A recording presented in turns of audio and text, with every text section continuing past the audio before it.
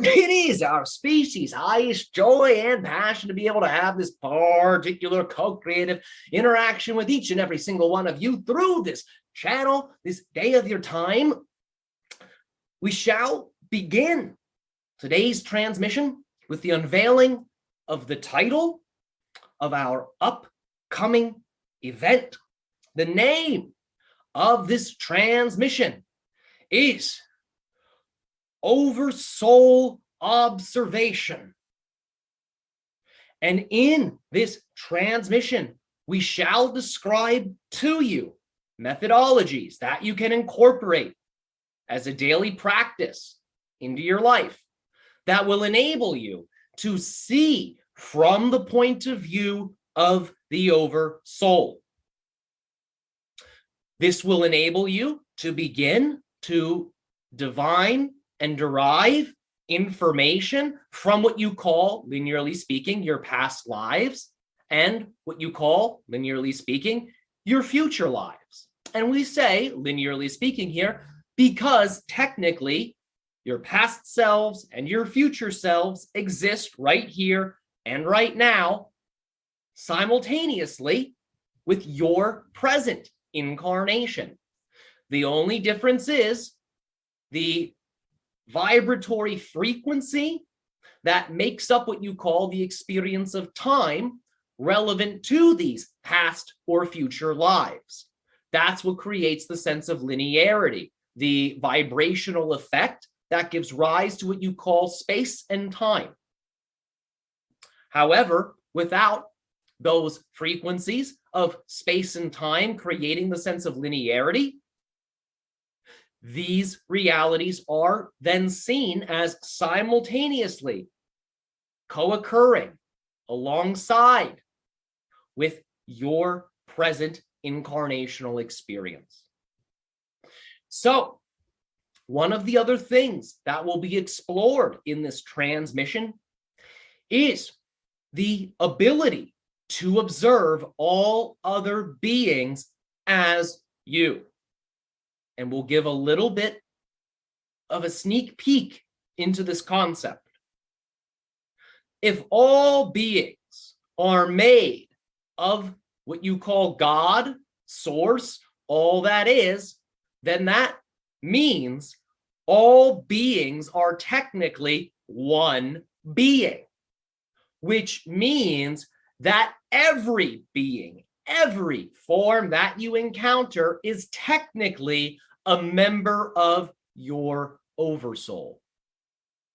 Now, recognize that there are different levels of what you call oversoul experience. You have an oversoul level that is more specific to your own personal experience. However, because you are at your core source, God, all that is, from that oversoul level, every being is you. And we will show you how to really tap in to that state of consciousness that represents the frequency of all that is, the frequency of God, the frequency of the divine, so you can access that frequency state while you are alive here on earth, and so you can live from that place. We will describe to you the process that you may go through as you merge with that dimension of yourself that you call your all that isness. For many things can happen as you begin to internalize and activate that level of perception within you. What you call the alchemical process of transforming lead into gold as a metaphor is activated within you when you begin to assume the source perspective. And what that means is anything within you that is in contradiction to that source perspective will be released. And that process requires delicate care. For as you know, your physical reality is similar to a house of mirrors. And that can engender experiences of confusion in your process of transformation. So we will share with you different things to keep an eye out for on your journey so you can smoothly move through that house of mirrors without getting overly attached or fixated upon a particular reflection. So you can move through the house of mirrors in a seamless way, and in a way that allows for you to recognize that all reflections that you experience are ultimately you. So we thank you for your attention in this introduction portion of today's transmission. And now we make ourselves available to each of you for your questions and comments. Hello, Ryok. Greetings and hello to you too, dear one. How are you doing this day? I'm very well, very happy to hear from you again, and just excited about this year, about this new year. Yes, as are we. We are going to start with the first question, and they ask, in regards to who came first, the chicken or the egg, who did create the physical egg in the first place? All right. From a linear perspective, you have the experience of what you call cause and effect. However, in relationship to manifestation, both are needed in order for the manifestation to actually unfold. It's not that the cause creates the effect. It's not that the effect creates the cause. They both together co-create one another, and through these things co-creating one another, a certain gateway or portal is open that allows for the manifestation to then appear.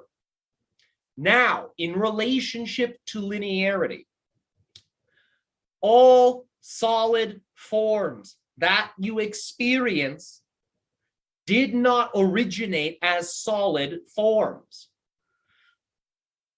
The original forms that were utilized to give rise to different types of species were forms that were created utilizing different types of energetic practices that blended the consciousness of different beings of light with the consciousness of physical material. The first forms created were in many ways forms that were selected by different beings of light, by different non-physical forms of consciousness. These beings of light began to densify themselves, began to lower their vibration, and this allowed for these beings of light to become more entangled with what you call the physical universe or the physical reality.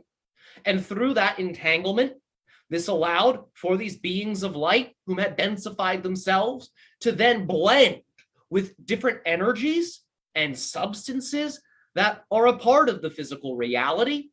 And through this union of physical material and non-physical light, the first solid forms were created.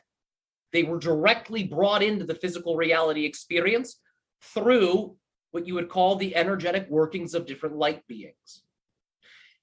And during this initial creational process, what you call biological reproduction was not necessarily how the forms replicated.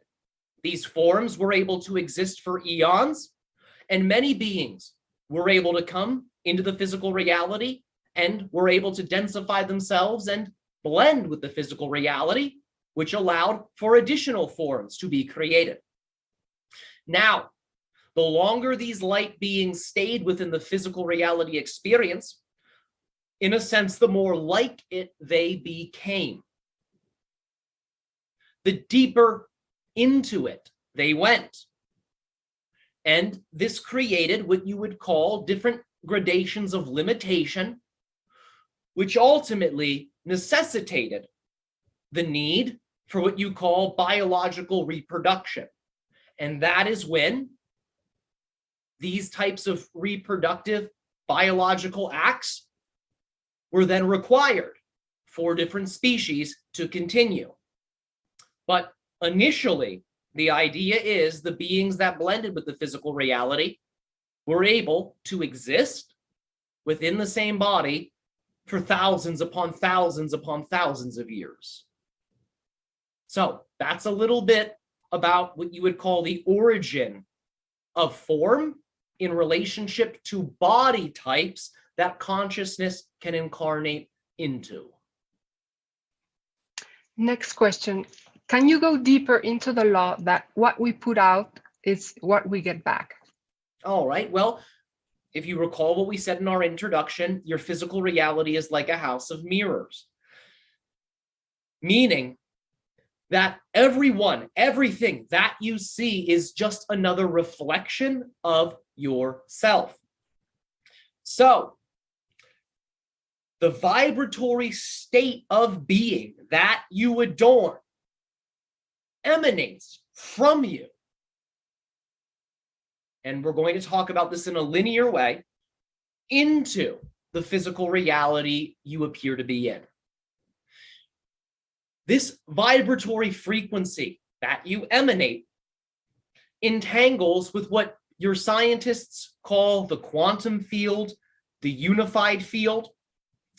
And that vibratory frequency, utilizing that unified field or quantum field, will then align you with parallel reality experiences that are a resonant match for the vibratory frequency that you are putting out. This vibratory frequency, in addition to attracting to you, manifesting to you realities that are vibrationally similar to it, will also repulse or repel realities that are vibrationally contradictory to it. Now, this does not mean you will not experience things you do not prefer, even if you are embodying the vibratory frequency state that you prefer. Things you do not prefer may still show up, but as long as you respond to them in a way that you do prefer, then those things that you do not prefer will fall away naturally. And you will receive in their place more experiences, more parallel realities that are in fact resonant with your preference. It is when the things that you do not prefer are judged that you then begin to resonate with them, which means you actually begin to vibrationally express what you are judging, thus attracting to you more of it. And that's what we mean about being in a house of mirrors, because many individuals will judge things that occur within the physical reality out of a sense of righteousness, out of a sense of justice. However, if those things are in fact coming from more of a lower self energy, more of a negative energy, then ultimately they will cause the things that you do not prefer to stick around, no matter how righteous one may feel in that process. So the key ultimately is understanding the vibratory state of what we call the original self, the true self, getting to know that dimension of yourself, and working with that dimension of yourself, relying upon that dimension of yourself, rather than relying upon what you call the acquired personality, which is the dimension of self that experiences limitation and experiences separation. There will be more on this later in our transmission over soul observation. We will specifically address this and more in that particular transmission. Next question. If everything is happening now, then what is the point of prayer? Well, again, the idea is that when you are praying, you are aligning with a particular vibratory state of being that will ultimately allow for you to shift to the parallel reality experience that represents the manifestation of the prayer. So prayer is a technique that allows for you to scan that unified field, that multiversal field, and the energy of the prayer will align you with specific parallel realities that are energetically resonant with that prayer. So it's a way of being selective in your process of linear experience. And that's how you can navigate through the infinite sea of parallel realities. It's a way of guiding yourself so you can become more focused, and so you can align more specifically with the realities that you say you prefer. You're not praying to someone or something outside of you. For understand that original self that we mentioned, that true self, that core self, is your divine connection, is your all that isness. So when you are praying, what you are doing is you are activating that level of your consciousness, which is a microcosmic expression of what you call the macrocosmic expression of source. So it's not that you're praying to the acquired personality or the ego. That's not what we're talking about here. What we are talking about is connecting to that true self, that core self, which is unconditionally resonant with the frequencies of all that is, what you call God. That's what you're ultimately praying to when you pray. It's not going outside of you. You might use an external symbol to assist you in maintaining that state of alignment, and that's all right. But remember, even an external symbol is only reflecting back to you an archetypal expression that exists within your own consciousness. What chakras need to be open during sleep, other than the crown for lucid dreaming, and why? Well, the idea is none of them need to be open. It's all about which ones are of greatest service to you in your specific process. For example, an individual may go to sleep and may say to themselves, in my dreams, I would like to experience emotional healing, community, connection. For that individual, opening the heart chakra may be beneficial. For other people, they may say, I wish to transcend what we have described as the house of mirrors altogether. I wish to see through the eyes of the divine completely when I dream. For those individuals, the crown chakra may be more beneficial. Other individuals may say, I wish to express different energies that are perhaps repressed or are deeply hidden within me when I am dreaming. For those individuals, opening the throat chakra and the sacral chakra may be beneficial. So it's all about really which chakras correspond with your specific process, and this will determine which ones are beneficial for you to open before sleep. But you don't need to open any of them in order to sleep or in order to dream, but you can allow for more specialized and focused dreams to be made available to you through opening certain centers prior to sleep. All right, next question. What are the mechanics of witchcraft, sorcery, and how we can avoid to be affected by it and how to use it for our own benefit? So you wish to use something while simultaneously avoiding the effects. The first thing we would advise is drop all stereotypes and judgments that you have about it completely. All these things are energetic exercises that, just like prayer, enable you to select very specific parallel reality experiences that are in vibrational alignment with the magical ritual that you perform. All magic is the energetic level of the manifestation process. Magical practices are nothing more than training your energy to create like a spirit on earth rather than just a physical being. So when you're doing magical workings, really what you're doing is you're working with different energies and what are called egregores. These are frequencies of archetypal consciousness that your species has given energy to throughout the eons. And again, these things represent not something external, but the deepest aspects of your own being. That's what these external egregores are. They are just high vibrational thought forms or intelligences that represent the foundational elements of creation and the foundational elements of your own consciousness. So remember that this path that you call the path of the magician ultimately is a path of self-illumination, self-transformation. And it is a path that can enable you, when taken far enough, to merge consciously with all that is while you are alive, because even that is a manifestation. So in relationship to not being affected by these things, the idea is, again, to pay attention to the principle: what you put out is what you get back.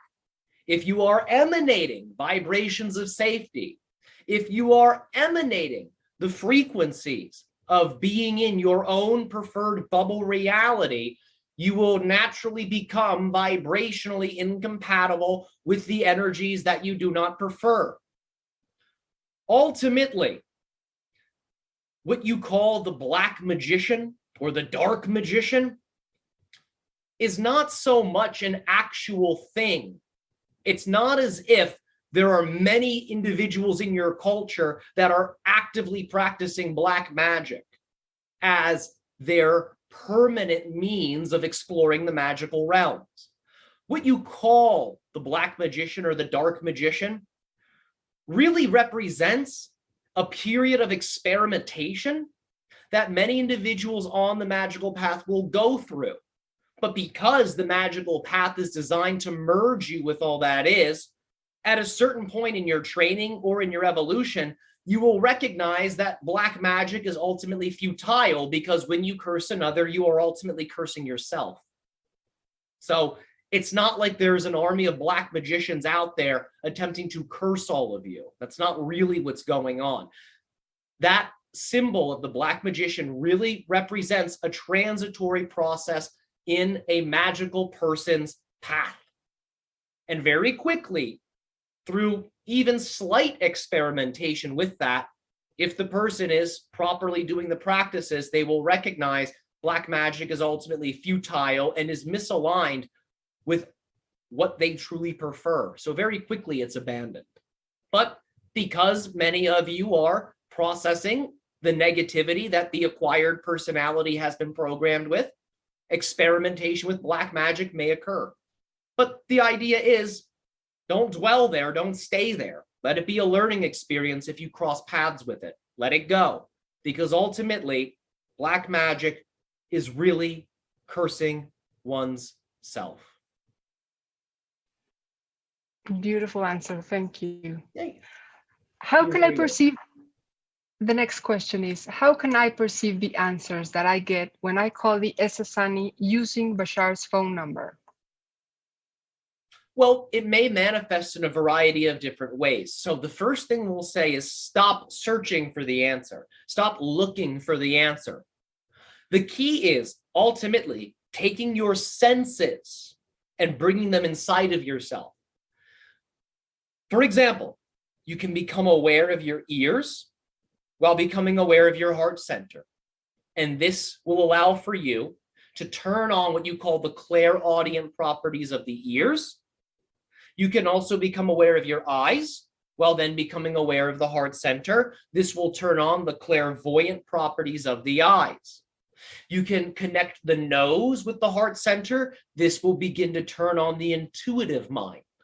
That's why you have the phrase follow your nose or sniffing something out. It's a reference to the psychic power of the nose, which represents an amplification of intuition. So bring these sense organs into the heart center and begin to relax and breathe and look within, listen within, and even smell within, and if you wish, taste within.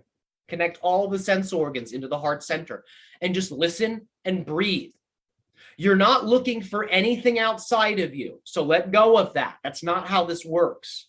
What you are looking for, what you are listening for, what you are allowing for are any changes that you detect in your own energy. So this might represent a change in thinking. It might represent a change in feeling. You may start to receive inner pictures. You may start to receive inner words. So that's the key. Deep inner listening, deep inner observation. Silencing the physical mind is required, because if you're too busy listening to the endless chatter of the physical mind, you will be, in a sense, occupied when the message arrives. So train yourself to sit in stillness. Train yourself to sit in a state of relaxation and quietness. And this will allow for you to perceive the message as needed. If you do not receive anything when you go within, that does not mean you have failed. It does not mean you've done something wrong. For when you go within, that inner space that you detect, that inner sense of infinity that you detect, is a portal. So when you invoke the Essassani, my species, or any other species or being, and you then go within, you open within your consciousness a portal for that information to then reach you through the path of least resistance. So if nothing comes in that moment when you do the exercise, that means the path of least resistance may be connected to another outlet or expression. It might be through artistic flow states. It may be through hiking in the woods. It may be through dreaming. It may be through daydreaming. It may be through guided visualization. There are infinite ways the message can come through following your joy and your passion and detecting that vibratory state. In the options available to you, you will know which options represent that path of least resistance, so you can then perceive the message clearly. Next question. Can you tell me more about the use and different properties of inhale and exhale? Like inhale attracts and exhale repels? Yes, that's one way of looking at it. And that's a valid way of looking at it. The breath is the foundational technique.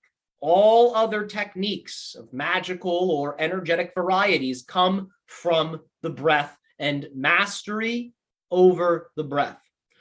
So yes, the inhale can be used to attract. The exhale can be used to repel. The inhale can also be used to charge yourself with a particular quality. Inhale the quality you prefer. The exhale can also be used to expel or release or let go of the energies or realities you don't prefer. In other words, inhale your preference. Exhale what you do not prefer and let it go into your earth. And do 20 breaths, do 30 breaths of that. That's an example of how you can also use the breath to really guide yourself in creating the reality that you prefer. All types of things can be created. For example, time altering can be created through the breath. Be mindful of this one. The effects can be very pronounced. As you inhale, create the sensation of fast forwarding time. And as you exhale, create the sensation of slowing time down.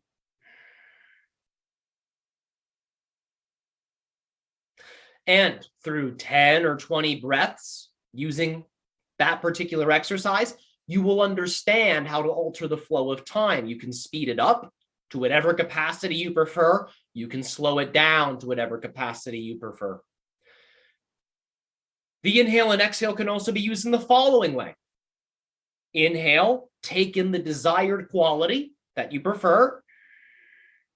And on the exhale, instead of letting go, imagine you're densifying the quality. You're storing it. You're solidifying it within you. That's another way. There are infinite techniques that come from the breath. These are a few examples. There's many more your own higher mind will give you through synchronicity. So have fun, explore with that foundational tool. Thank you, Ryok. When I vibrate unconditional love, I feel it encompasses 100% of me. And yet, at the same time, I know I can increase it. So I wonder, is unconditional love absolute or measurable? Can infinity expand? Yes, yes. As your quantum physicists describe, there are infinities that are quite large and infinities that are quite small. There are different gradations of infinity.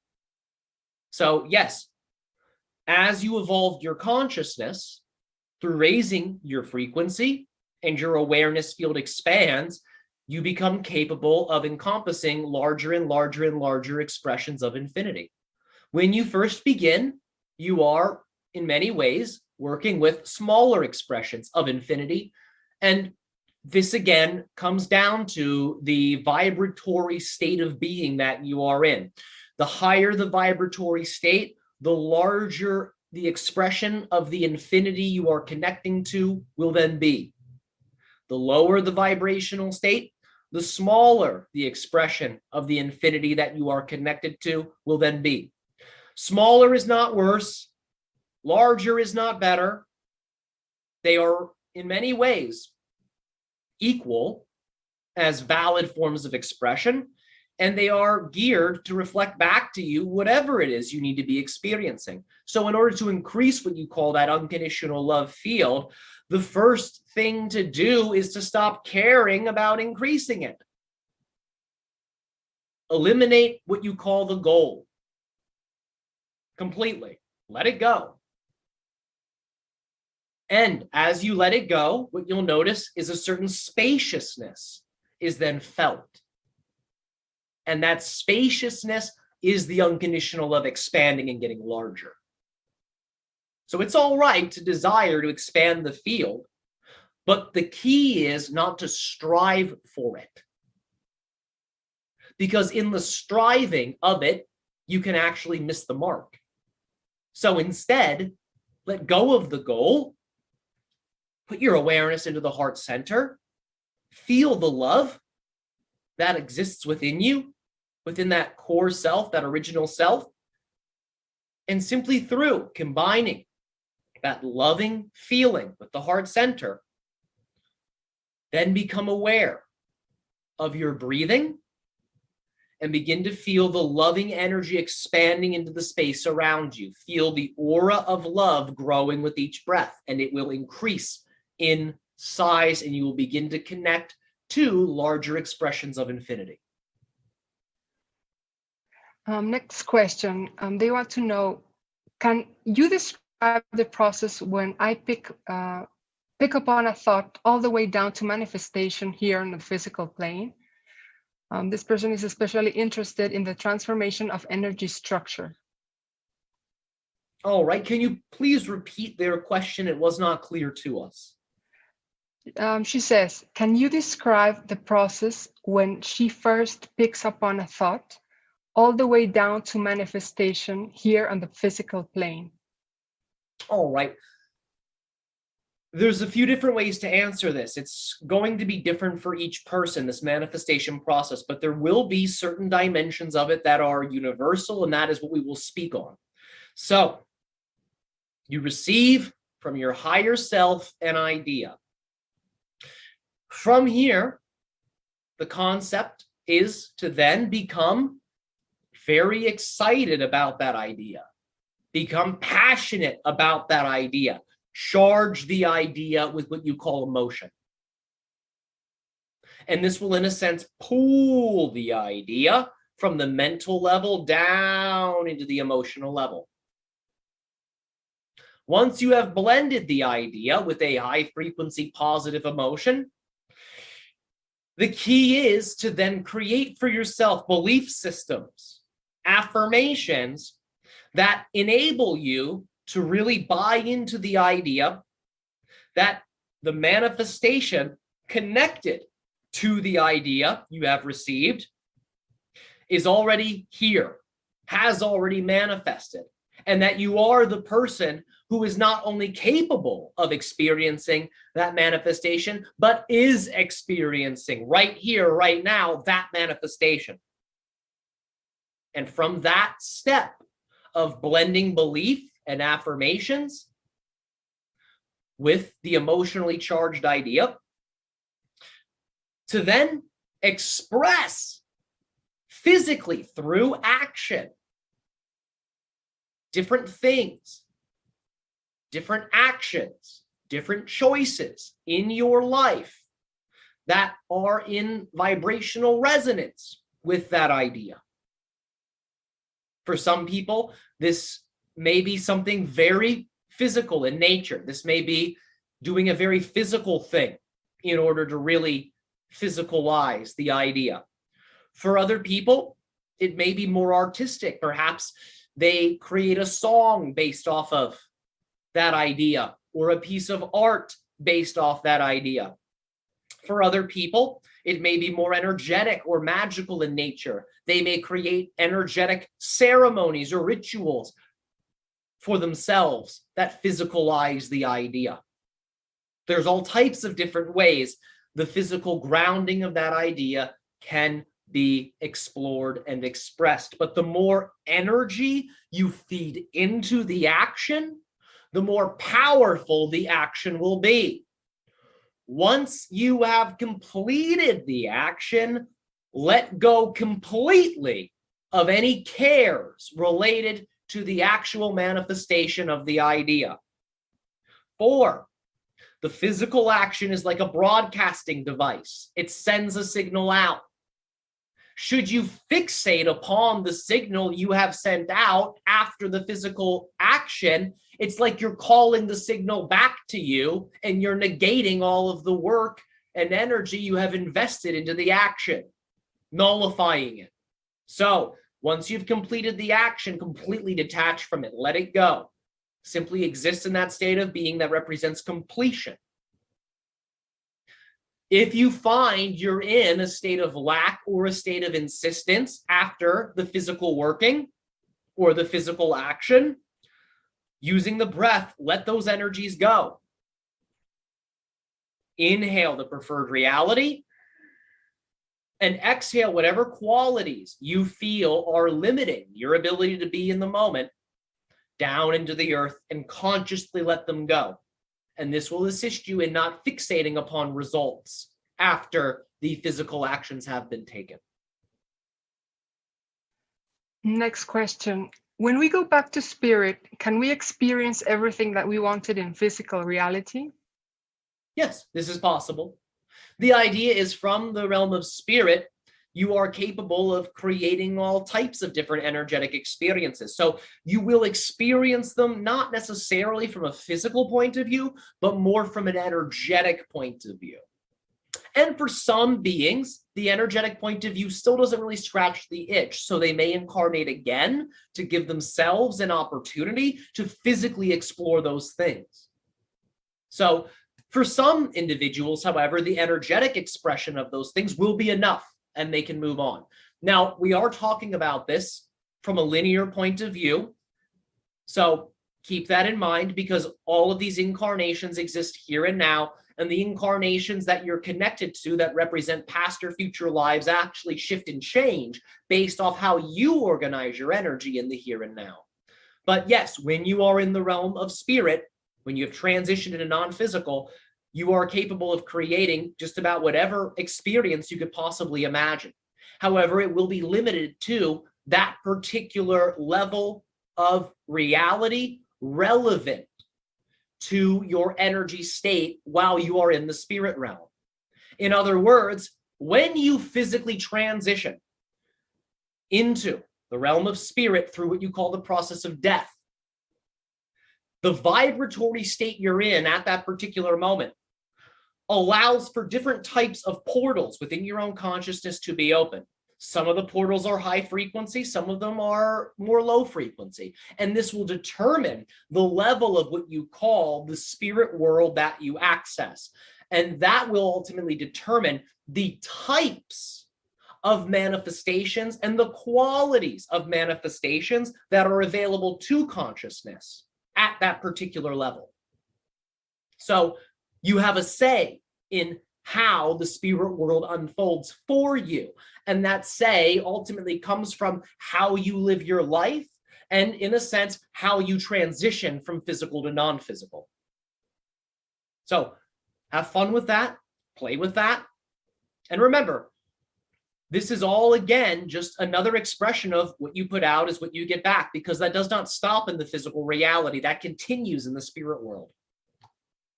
Right now, what you're all doing through your life is you are manifesting certain versions of the spirit world through your vibration.